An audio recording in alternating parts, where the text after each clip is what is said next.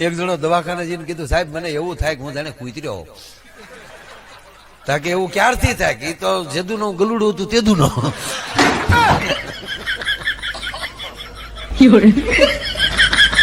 મને હમણાં આ ચૂંટણી આવે તો હમણાં મને કોઈક મને પૂછતું મને કે તમે ઉભા રહેવા ને એટલે મેં મારા પ્રોગ્રામમાં કોઈક ઉભો રહે એને બેહાડતું હું ક્યાંથી ઉભો રહું. હજી માવડીના મંડળ છે, ભાભા મંડળ ભાંગ્યા. ભાભા મંડળ કઈ ઓછા નહોતા, કેડે તબલા માંથી નીકળતા. શેરી વાળા આવે સાડા કારણ ને ભૂખ લાવો નહીં, ગોઠણ સુધી ભૂખું ગળી ગયું. પછી આપણે ઘણા એમ કે ને શક્તિનો બાટલો સડાવ્યો, શક્તિનો નથી. બાઈ વાતો કરતી તમારા ભાઈ શક્તિના બાટલામાં શક્તિ હોય. આમાં કોઈ ડોક્ટર હોય તો પૂછો ને. હે ભાઈ શક્તિનો બાટલામાં શક્તિ હોય તો પ્લાસ્ટિક મારે, એ નશુના હાથમાં રહે. 20 જણા પકડી નાખ, હટી જાય શક્તિનો બાટલો છે લગાડી દે છે, હટી જાય. અરે સાહેબ સાપામાં આવત કે સિવિલ હોસ્પિટલમાં આલી શક્તિનો બાટલો સટકી જતા 8 દર્દીઓને ઘાયલ કરી અને બારી તોડી અને એક જણો પંખો આમાં ફિટ કરતો, પંખો સીલિંગ ફેન ટેબલ ઉપર ઉભો, એમાં ભખ દીને પીડ્યો, બેભાન થઈ ગયો. એટલે તરત તમને કહું એમ્બ્યુલન્સ બોલાવીને એની પત્ની ખોળામાં માથું લઈને ભાઈ અરે શોર્ટ લાગી ગયો તો ભાઈ લે ન કરી લેટ ને લાગતો આજે એને શોર્ટ લાગ્યો.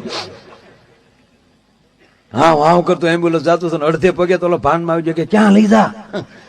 એ કે તમને શોર્ટ લાગી ગયો. એ કે શોર્ટ ના લાગ્યો, મારી બગલ હું ગાઈ ગઈ. લતાજી ગાય તો એમ તમે કહી શકો કોયલ જેવો કંઠો. બાકી આપણે વાડીએ બેઠા ને આંબાની ડાયરેક્ટ કોયલ બોલતી તેમ કે અસલ લતાઓ અસલ લતા. નહીં, પ્રફુલ્લ દવે ગાતા હોય તો તમે કહી શકો ગાયક તો મોર લો, પણ મોર બોલતો તેમ કે અસલ અસલ. અથવા તો કોઈ આપણા ગામમાં એવો માણા હોય સાહેબ એન્ટ્રી વાળો, તો એમ કહીએ કે હાવજ જેવો માણા હો. પણ ગીરમાં જાઓ અને હાવજ નીકળે તેમ કે ભૂપત. એક 3 સવારીમાં જતા હતા મોટરસાયકલ લઈને, આપડા કઈ જેવા તેવા નહીં. 3 જણા બેસી ગયેલા. પોલીસ કે ઉભી રાખ્યા હવે સાહેબ સામે એમ નથી નકર તમને ના ન પાડું. એટલે હું બેહવા હાટ ઉભી રખાવે. એક જગ્યાએ પ્રોગ્રામ જ બાયું બેઠી બેઠી નખ ગંચ્યું. એખાદી બહેનોની વાતો લો કરે એમ થાય કે રોય અમારી કઈ વાત લાવતા નથી. તો બાયું બેઠી બેઠી એમ નખ ઘસતી હતી. મેં કીધું બેનો શું કરો? મને કે નખ ઘસીએ ભાઈ. મેં કીધું કેમ? કે રામદેવજી મહારાજ કીધું છે નખ ઘસી તો વાળ વધે ને કાળા થાય. હું કહું તો હાકો. એ બજ્જુબાઈ નખ ઘસ્યું છું, બજ્જુબાઈ નખ ઘસ્યું, પણ એક બેન નખ નહોતા ઘસતા. બોલો, એક બેન તો આમ બેઠા. બસમાં ઘણા બધા બેસી ગયા, એમાં એક ભાઈ ખીજાઈને કીધું કંડક્ટરને કે આ ખટારો કેદી હાંકવો. હવે બસ ને ખટારો કીધું એટલે સ્વાભાવિક જેની અંદર જે નોકરી કરતો એને કાળજામ ઘાતો થાય ને. એ કે આ ક્યારે ખટારો ઉપાડવો, કચરો આવી જાય ને બધો ત્યારે.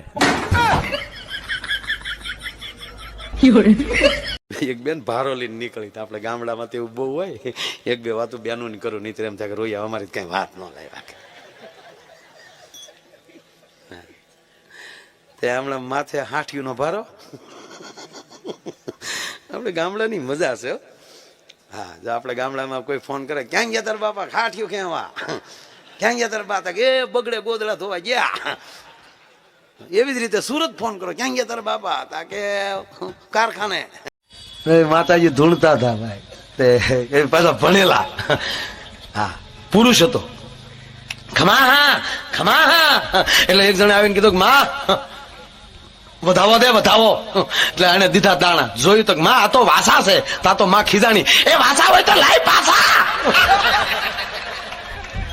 બીજાને જરૂરી છે વાસાની, એને આપી દે. લીધા. બીજો પગે લાગ્યો, માં મારે શેર માટીની ખોટ છે. સરપંચ ની વાડીમાં લઈ ડમફળિયું ભરી આય માટીનું. આને હું તમે કરો. તા બીજો કે માં એમ નહીં, અમારે ઘરે અંજવાળા કરો. તારી ઘરે અંજવાળો નહીં થાય. કે કેમ નહીં થાય? 6 મહિનાનું લાઇટ બિલ બાકી છે. ચારે ખબર પડી કે થોડે જીએબી માં નોકરી કરે છે. શું કરે?